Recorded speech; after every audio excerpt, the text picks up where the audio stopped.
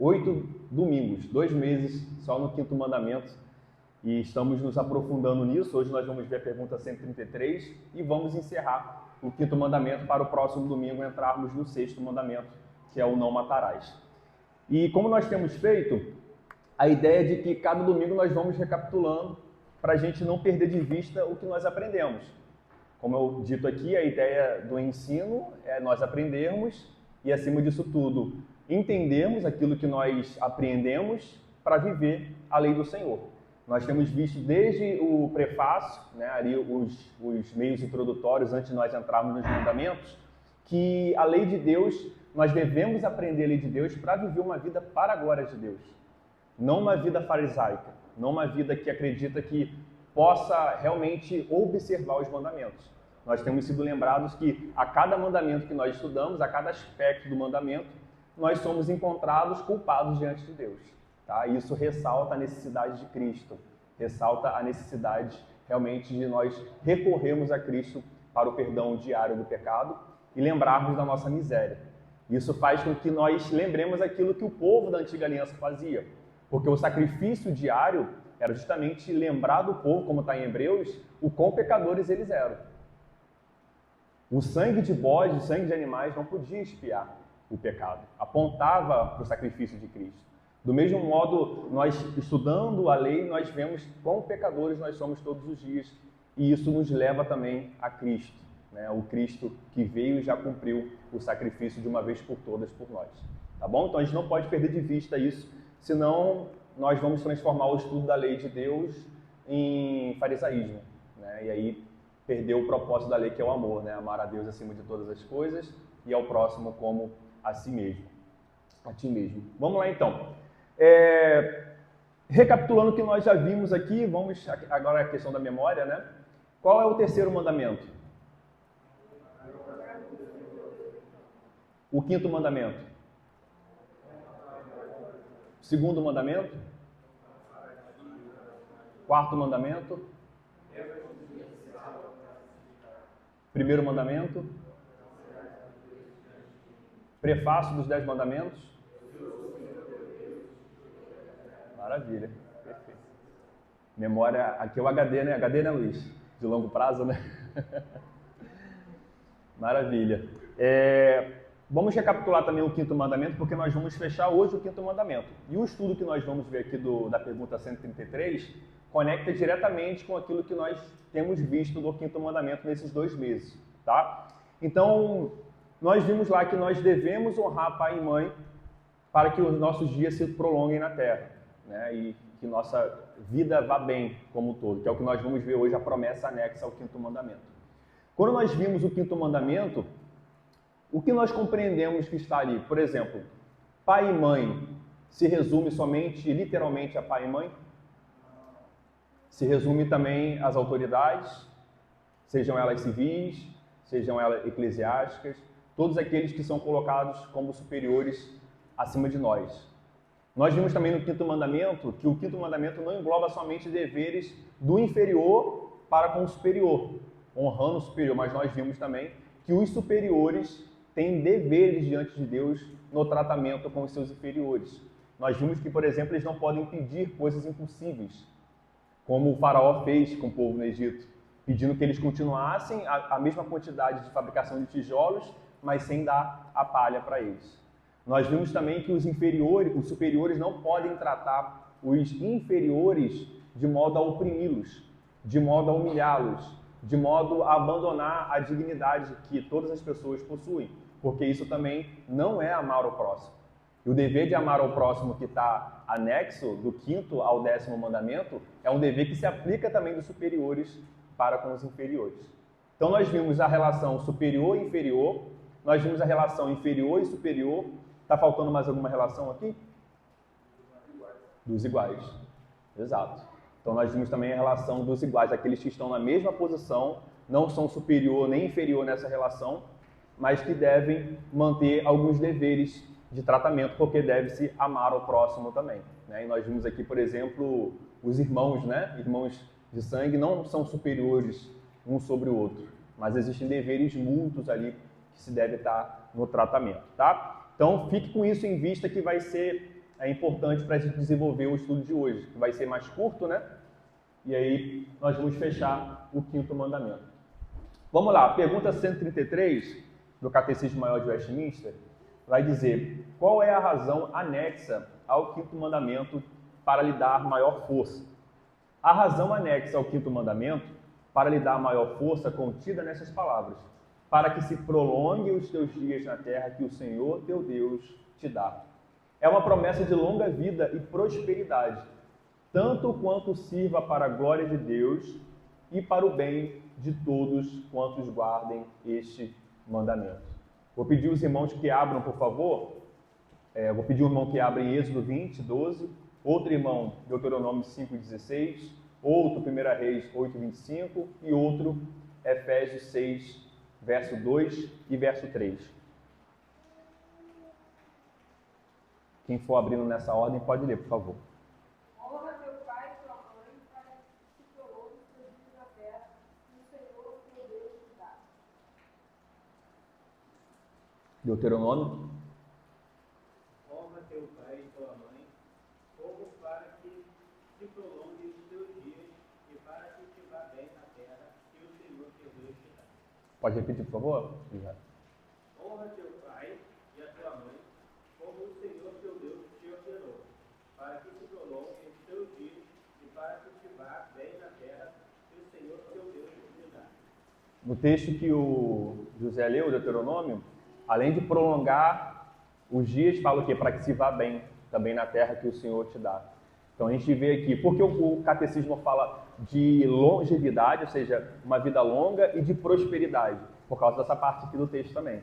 Além de ter uma promessa anexa de longevidade, ou seja, de se prolongar a vida, né, viver mais na terra, tem a questão também que envolve a prosperidade. E a prosperidade aqui, irmãos, não se resume à riqueza, tá?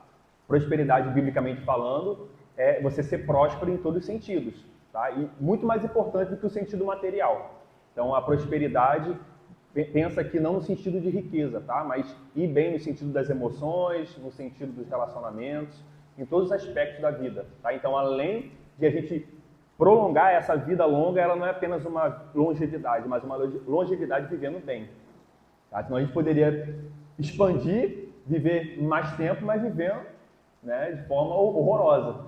Então, o Senhor traz aqui duas razões anexas, né? Longevidade, viver mais, e viver bem. Viver mais e viver bem, tá bom? Conforme o texto de Deuteronômio. 1 Reis 8, 25.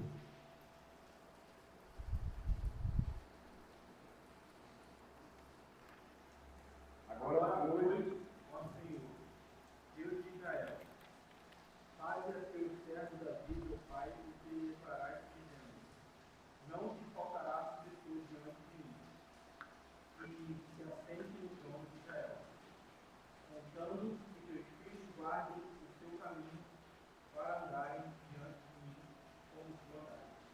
Agora é no aspecto envolvendo o rei, né? Envolvendo, vamos colocar assim, a esfera civil. Efésios 6, Honre teu pai e tua mãe.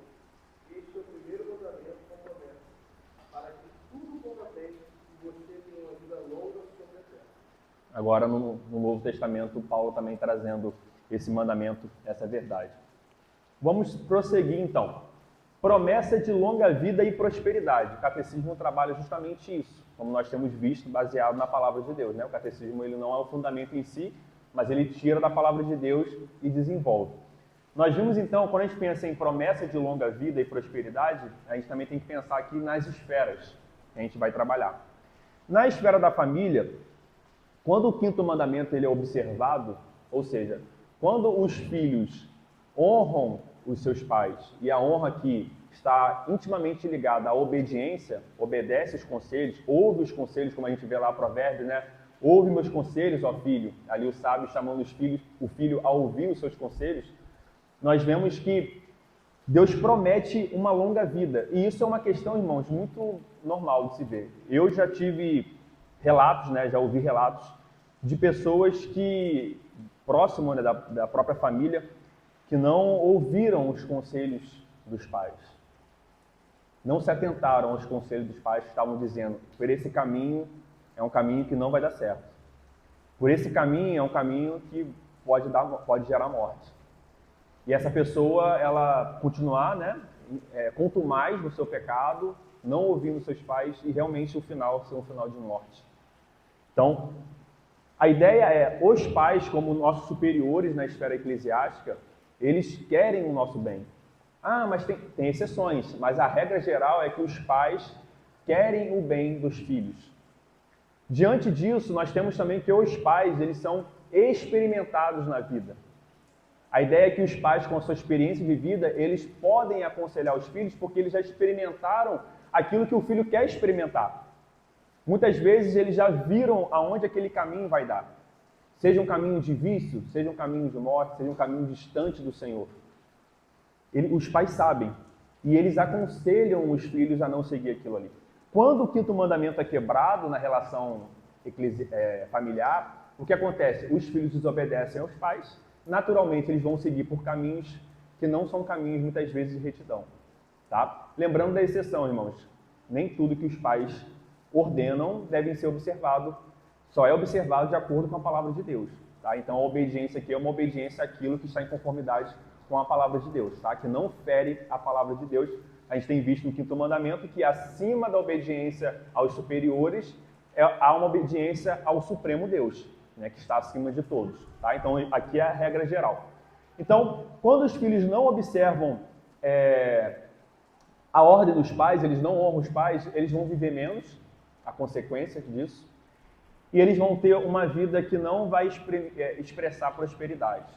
Por exemplo, um filho que não segue as ordens dos pais, não ouve os conselhos e se aventura no mundo de vícios, o mundo de vícios é um mundo que não vai trazer prosperidade, em nenhum aspecto. Nenhum aspecto material, porque ele vai consumir o dinheiro dele todo no vício, nem no aspecto emocional, porque vai trazer desequilíbrio na questão do comportamento dele. Então, nós vemos que prosperidade e vida longa na família está intimamente ligado a uma questão de obediência. Tá? E cada um provavelmente já ouviu relatos de desobediência e o que acarretou essa desobediência dos filhos. Tá? E da visão dos superiores para com os inferiores, aqui os pais não provocando os filhos a ira, também é a mesma coisa.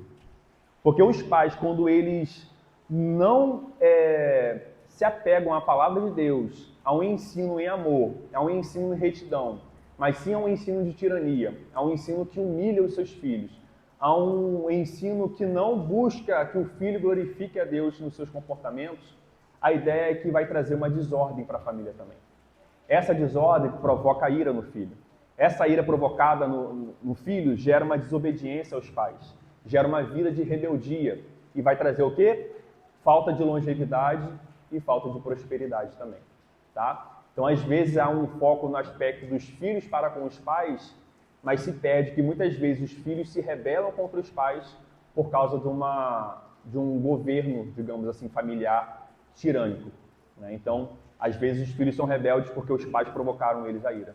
Então, um pecado redunda em outro pecado.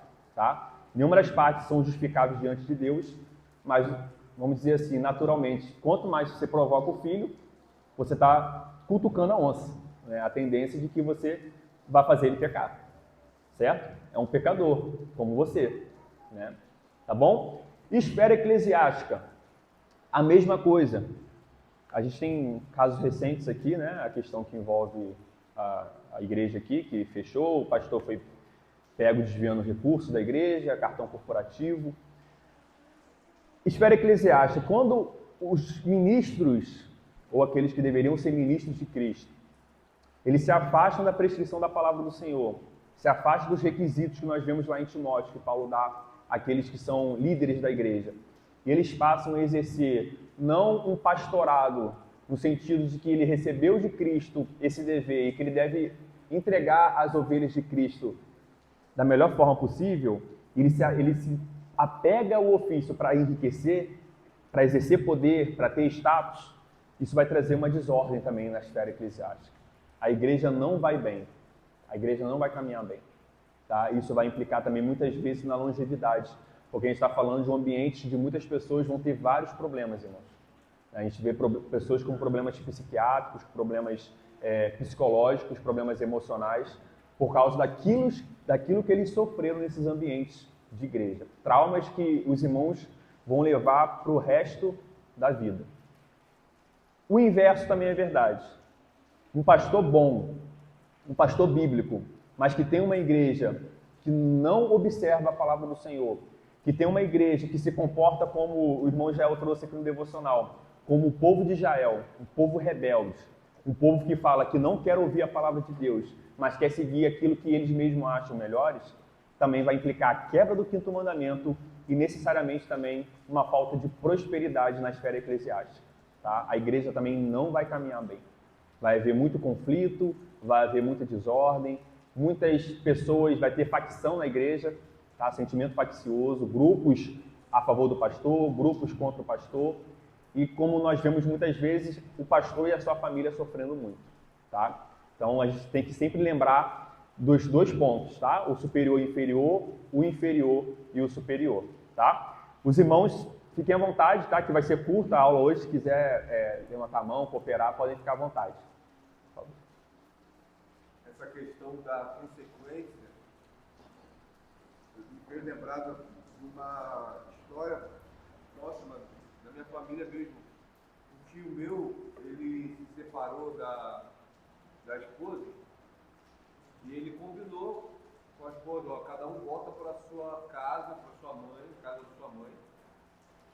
E depois a gente vê o que a gente faz com os móveis e tudo mais. E aí ele voltou para a casa da minha avó. E aí minha avó falou para ele, ó, você é livre, você pode se separar, mas na minha casa você não vai ficar. Aí ele teve que voltar para casa. E a mãe da esposa dele fez o mesmo. Eu não te aceito aqui em casa de novo. E os 2 voltaram para a mesma casa. E vão fazer 46 anos de casado. E vivendo bem. Uhum. E como a autoridade dos pais conta, muitas vezes, para não pecar contra o Senhor. Porque se minha avó, por ser mãe, e a mãe, ela tem esse carinho pelo filho, essa tendência de abraçar, mesmo nos pecados, e isso é válido. E minha avó provavelmente fez isso, né, dando liberdade para ele tomar decisão, até porque ele era adulto. Mas ela teve firmeza para poder dizer, ó, na minha casa você não vai ficar. Você casou, já era. Isso demonstra também como nós devemos honrar os nossos pais, mesmo velhos, né? E de como isso conta da questão que você colocou sobre prosperidade. Porque o que a gente vê hoje, como você já colocou, a prosperidade, e a gente automaticamente pensa em dinheiro. Mas uma família onde se tem muito dinheiro e os pais se separam, já demonstrou a falta de prosperidade aí. Né? Como você vive infeliz pelo fato de você ter se separado. É um fracasso, né? É um fracasso.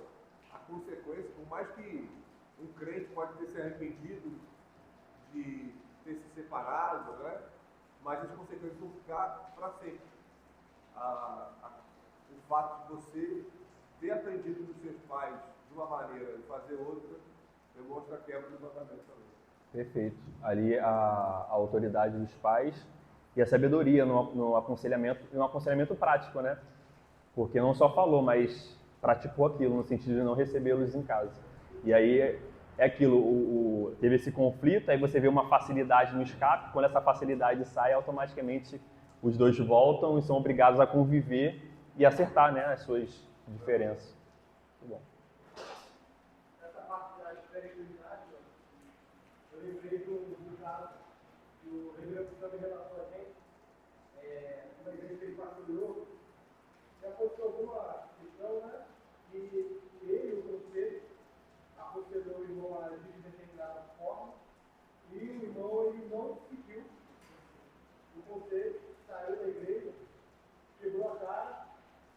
passou um tempo, né? Aí depois voltou 3 meses atrás e estava pregando. É muito interessante porque ainda mais na nossa sociedade aqui também, nosso país, né, que tem que levar em conta o contexto que existe, que é um contexto que na esfera civil existe muita tirania, e até mesmo na esfera eclesiástica existe muita tirania, mas aí a pessoa ela vai numa igreja boa e tem um pastor, um conselho que é perceptivelmente explica a palavra de Deus com todos os seus erros, né? E ele aconselha a pessoa com seu espírito de rebeldia não ouve e sai, né? Ou não ouve e faz o que não deveria fazer. E ela não entende que ela vai colhendo o mal fruto. Ela seja.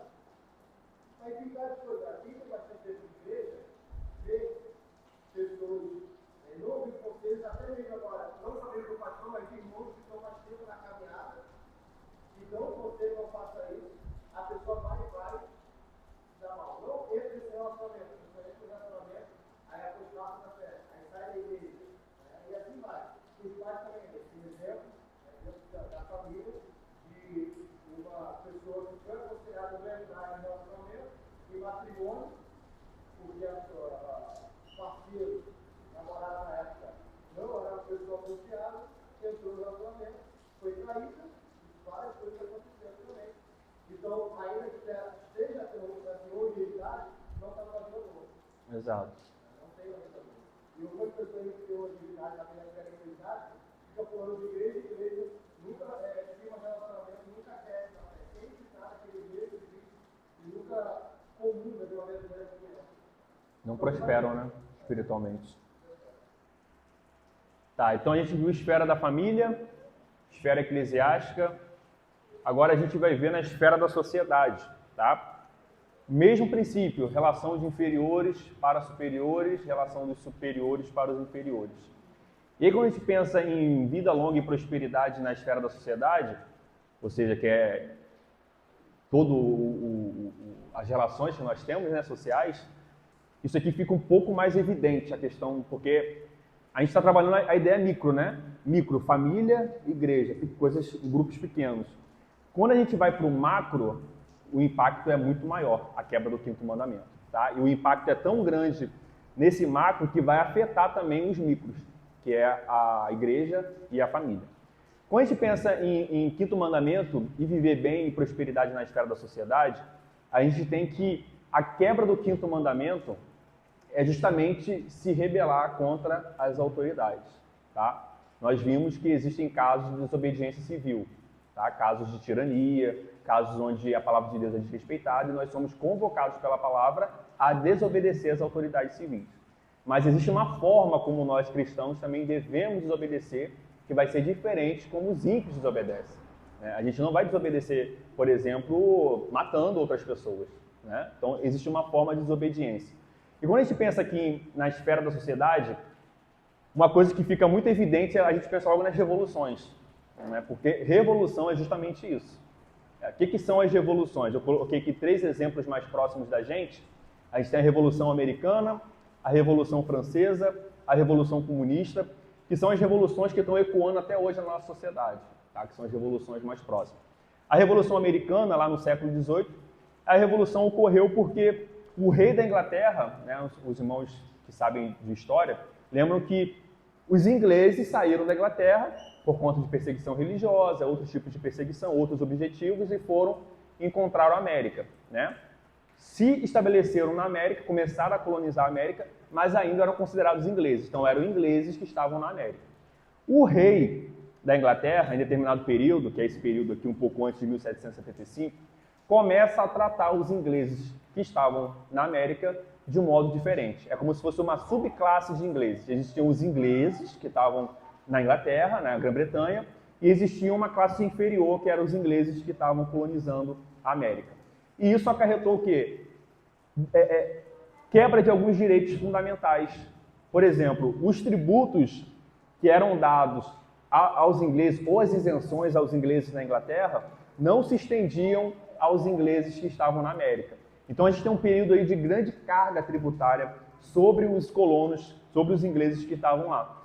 dentre outros direitos fundamentais que foram quebrados.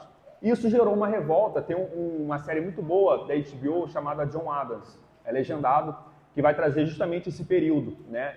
Que foi uma coisa não tão... A revolução não surgiu tão assim, demorou, e nós vemos grupos que estavam a favor do rei e grupos contra o rei.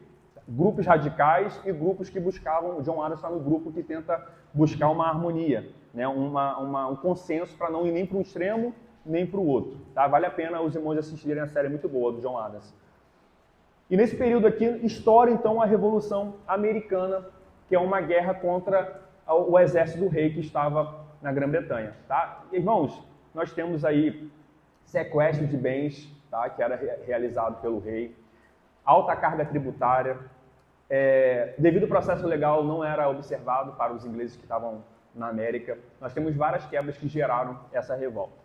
Revolução Francesa, nós temos um contexto onde, vamos colocar assim, os camponeses, né, a classe social mais baixa, estava sofrendo grandes abusos da realeza, do clero e da nobreza, tá? Então existiam, vamos colocar assim, 3 grandes grupos que decidiam o rumo da nação. Existiam o rei, a igreja católica romana e esse grupo que representava o povo, vamos dizer assim. 3, 2. O que acontecia na prática? Esses dois pensavam iguais, nos seus privilégios, e esse aqui era sempre voto vencido. Porque um não vence dois. Isso foi se alongando durante muitos séculos na história da França, até culminar na Revolução Francesa. Tá? A Revolução Francesa, que aconteceu ali, mortes, tá? Lutas. Essa aqui é uma imagem da Revolução Francesa. Revolução Comunista, século XX, mais à frente, nós temos os czares, os reis da Rússia, os czares que governaram a Rússia durante muitos séculos. Nós temos, antes de explodir aí a Revolução Comunista, que os czares não governavam observando o 5º mandamento. Eles eram tiranos, eles oprimiam os povos, o povo russo. Isso aí vai estourar principalmente na Primeira Guerra Mundial, porque é uma guerra que não envolvia a Rússia. O rei, por causa de aliados, envia tropas, entra na Primeira Guerra Mundial, mesmo tendo um problema interno, vendo crise, fome e tudo mais. Nesse período de Primeira Guerra Mundial que vai estourar a Revolução Bolchevique, né, que é a Revolução Russa, onde os comunistas ali, que ainda não eram os comunistas assim como nós conhecemos agora, mas o grupo contra os czares se revoltam e surge aí a Revolução Comunista. O que tem em comum nessas 3 revoluções? Quebra do 5º mandamento. As pessoas não se submeteram às autoridades constituídas por Deus. Não podemos colocar essas 3 revoluções no mesmo patamar. Tá? A Revolução Americana é totalmente diferente da Revolução Francesa, inclusive nos seus ideais. A Revolução Americana ela tende a colocar a questão que nós conhecemos hoje como república. Tende a lembrar, por exemplo, dos direitos fundamentais dos homens. A Revolução Francesa, pautada no fraternité, égalité, liberté, né, essas 3 que seguem até hoje, na prática não redundou nisso. Tá? Então nós temos algo em comum, a quebra do 5º mandamento com consequências e motivações diferentes. Mas o que nós não podemos perder de vista, quando nós lembramos da Revolução, a gente geralmente bota em foco nos homens se rebelando contra as autoridades e aí gera morte, gera desordem, gera falta de prosperidade, crise econômica, crise social, fome, tudo de ruim, contrário à promessa de observância do 5º mandamento. Mas às vezes a gente se esquece, como o irmão Jael trouxe aqui, do pecado dos superiores. Como nós falamos dos pais, como nós falamos dos pastores, como foi o caso de Samuel. Um pecado que vai gerar um outro pecado. Quando nós vemos a Revolução Americana, nós temos o comportamento do rei da Inglaterra que motivou a Revolução. Quando nós vamos na Revolução Francesa, nós temos a igreja, o clero, nós temos também a realeza, o rei, que também motivou a Revolução. Quando nós vamos na Revolução Comunista, a mesma coisa. O czar e sua família cheia de privilégios, oprimindo o seu povo. Então, quando nós vamos na sociedade, a quebra do 5º mandamento, tanto dos superiores como também dos inferiores, vai trazer uma questão que vai impactar muito mais a nossa vida. Que vai trazer a questão que envolve guerra, que envolve morte e que guerra não gera prosperidade, né? A regra é a guerra gerar fome e miséria. A gente pode ver, então, que até se for o caso dos pais, se os pais provocarem a ira dos filhos constantemente, os filhos vão acabar se revoltando com os pais e futuramente até querendo abandonar o caminho do Senhor. Exato, exato. Inclusive, exato. Tem muitos relatos assim, né? Dos pais vivendo uma fé hipócrita, ou seja, ensina o teu filho no caminho que se deve andar, para que quando ele for velho não se desvie, no caminho, né? Caminhando. Um hipócrita, ele não vive no caminho, ele aponta o caminho, mas vive diferente. Então é muito comum isso, a gente vê relatos de pessoas que viveram, ia na EBD, viveu na igreja, e de repente, quando pega a maioridade ou adolescência, vira ao avesso, né? Inclusive, vão para a faculdade e passam a odiar a fé cristã. Então, muitas vezes é isso, é um comportamento dos superiores, como nós vemos nas revoluções também, que é contrária à observância do quinto mandamento. Então, os impactos são... É aquilo, não vai ter nem prosperidade, nem longevidade. A família vai estar em desordem, a igreja em desordem e a sociedade em desordem. E aí, nas revoluções, a mesma coisa, irmãos. Quando a gente vai pesquisar, olha, a Revolução Comunista, nós temos até hoje eco dela. Olha a Coreia do Norte, olha a China, olha algumas influências comunistas na própria África, que fomenta os terroristas lá, né? Em muitos lugares da África, os terroristas têm como fundamento comunista. Olha a América do Sul, olha Cuba, né? Olha a Venezuela, olha a Colômbia, olha esses países que bebem do comunismo, né? A Revolução Francesa, a nossa geração, olha a desordem, olha o caos político, olha a instabilidade social. A Revolução Francesa, que pregou a liberté, igualité e fraternité, foi a mesma revolução que inaugurou a guilhotina. O que era a guilhotina? Decapitação da cabeça. Houve grande perseguição religiosa, padres, ministros, camponeses, pessoas da própria revolução que depois mudaram, querendo uma linha mais equilibrada e menos radical, que também perderam a cabeça. Revolução comunista, nós temos quem? Lenin. Nós temos o Stalin. Nós temos Stalin. Revolução Francesa, nós temos Napoleão aqui, pertinho. 1799 entra Napoleão, governo tirano. 10 anos atrás, Revolução Francesa. Então, isso aqui vai gerar caos. Quebra do quinto mandamento, irmão, a gente tem que pensar. Lei moral, quando se quebra, traz consequências para a vida. É igual a lei da gravidade. As leis naturais, quando se quebram, traz um problema. A lei moral, a mesma coisa. Tá? Não ache que a gente vai quebrar a lei de Deus e não terá consequência. Rapidinho, só. Gabriel.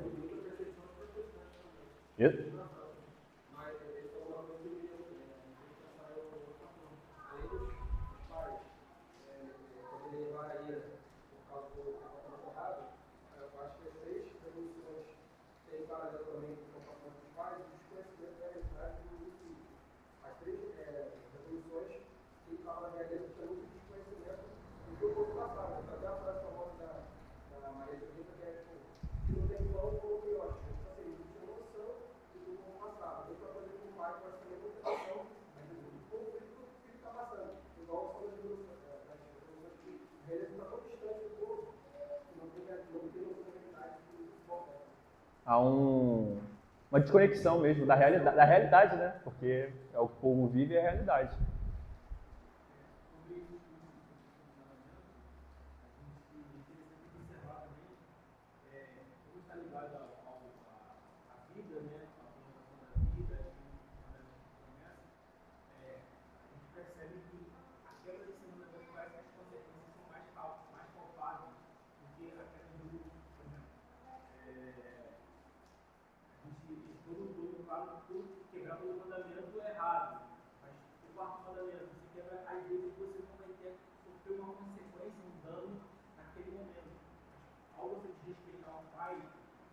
Pode causar uma consequência imediata. A própria revolução ali na sociedade, na igreja também, quando um líder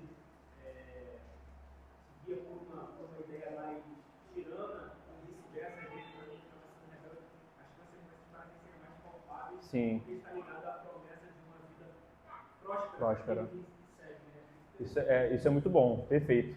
É até interessante quando a gente pensa, olha essas revoluções aqui, olha o século XVIII, século XIX e século XX. Quando a gente fala da lei moral, quando pensa em 10 mandamentos, esse período aqui, irmãos, é período iluminista. Tá? O período iluminista é um período que é contrário aos ideais estabelecidos pela igreja.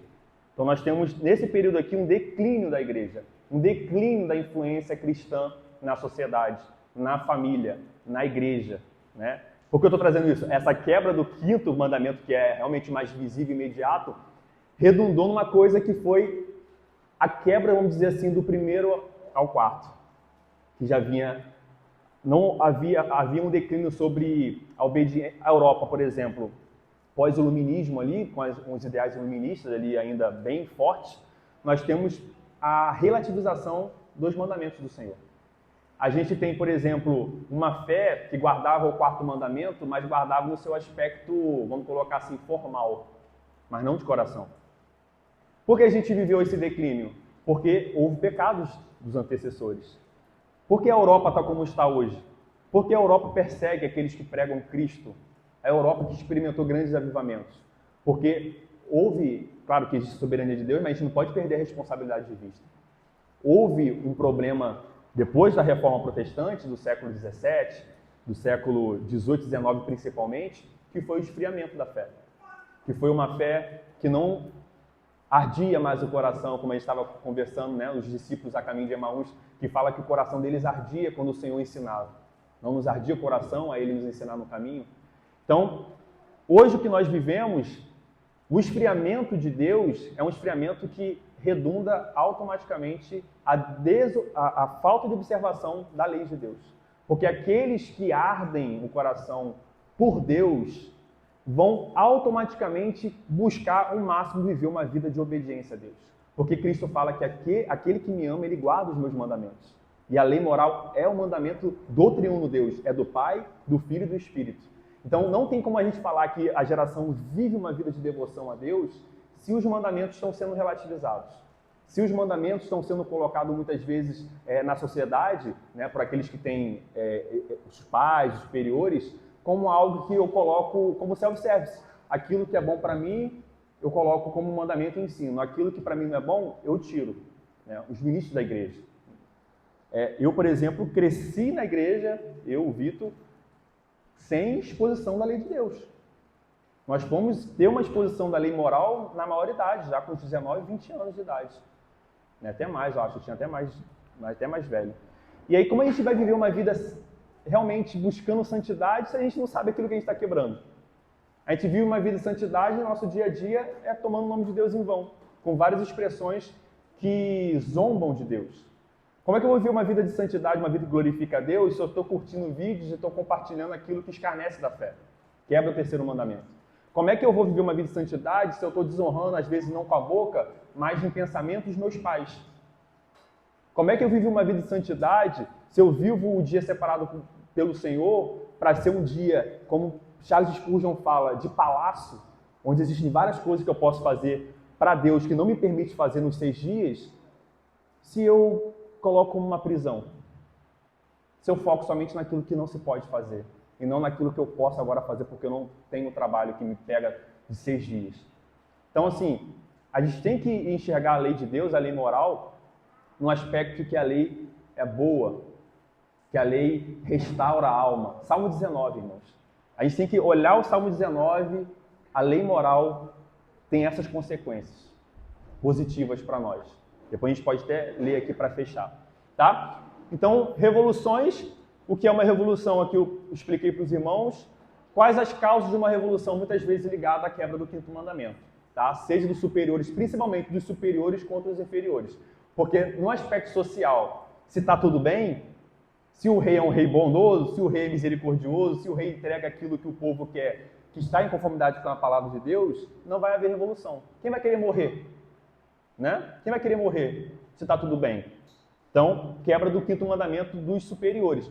Contudo, esse pecado não justifica o pecado dos inferiores, que é desobedecer, perverter a ordem constituída, né? A revolução é isso, tá? Não é se opor somente à autoridade, mas é buscar inverter o que foi colocado no aspecto político, social, moral. Então muda-se tudo na sociedade. Tudo que a sociedade caminhou até ali é abandonado, dali para frente se faz uma nova sociedade, tá? Isso que é revolução, não é uma desobediência qualquer. E as consequências nós vimos aqui. Falta de prosperidade, falta de longevidade, a imagem está vendo aqui vários mortos, tá? Jovens morreram, né, nas guerras por conta disso. Miséria, fome, a gente tem pós-revoluções, tanto na Rússia como na Revolução Francesa, até na Americana também, uma instabilidade política. Na Americana, por exemplo, ali a ideia da confederação, né? Eles estavam debaixo do rei, agora de repente são vários estados que vão ter que trazer a ideia de federação e se estabelecer, trazer estabilidade política. Nós temos essa consequência na Rússia, miséria e fome, e na França também, tá? Então, revoluções sob o prisma da quebra do 5º mandamento. Esse é o primeiro mandamento que é quebrado. Depois vem o 6º mandamento. Na Revolução Francesa, primeiro, segundo, terceiro, quarto, porque eles foram contra a moral cristã estabelecida. Enfim, né? A quebra de muitos mandamentos nas revoluções, tá? Vamos para outro ponto agora. Aqui é uma questão. Se todo mundo que observa o 5º mandamento, vai viver bem e vai viver muito? Será que é isso? É certo, se eu viver bem, se eu observar o 5º mandamento, me esforçar ao máximo, eu vou viver bem ou vou viver muito? E as pessoas que observaram e morreram cedo? Pessoas cristãs piedosas que no momento de perseguição tiveram a sua vida ceifada. Deus quebrou a sua promessa? Eles observavam o 5º mandamento. É por isso que o catecismo, já antecipando um questionamento como esse, ele coloca que essa prosperidade e essa longevidade, elas estão a serviço de Deus, certo? Por que a serviço de Deus? Porque elas só vão existir, elas só vão se manifestar tanto quanto sirva para a glória de Deus e para o bem de todos quanto guardem este mandamento, tá? Então essa é uma proposição geral, mas existem exceções. Essas exceções ocorrem quando, para a glória de Deus, na sua soberania, Deus estabeleceu que aquela pessoa, mesmo observando o 5º mandamento, não viva muito. Tá? Nós temos os casos dos mártires, por exemplo. Né? Os mártires, com certeza, tinham muitos ali que observavam o 5º mandamento. E eles tiveram a sua vida ceifada cedo. Eles sofreram na pele, eles não viveram bem. Mas a perseguição deles, como disse, né, o sangue do mártir é a semente da igreja, redundou na glória de Deus e redundou no bem deles também. Eles estão com Cristo, né? Essa vida de sofrimento redundou em estar com Cristo. Tá? Então os irmãos entenderam essa questão? Uma proposição geral e existe uma exceção. Tá? Então, cuidado. Se alguém morre cedo, morreu, mas ele vivia uma vida tão de obediência aos pais, como é que ele morre cedo assim? Deus, na sua soberania, ele tem a sua forma de governar que muitas vezes não é revelada a nós. Né? Na maioria das vezes não é revelada a nós. É interessante a gente pensar de Caim e Abel, né? Caim e Abel. Cai nessa exceção, inclusive, que Abel morre cedo e Caim, Deus, ele marca Caim, o protegendo de que ninguém poderia matá-lo. Ou seja, à primeira vista é o inverso. É o inverso. O mesmo que matou o irmão, agora ele é protegido de Deus para que ninguém viesse matá-lo, e ele tem uma linhagem, ele se casa, tem filhos. Uhum. Né?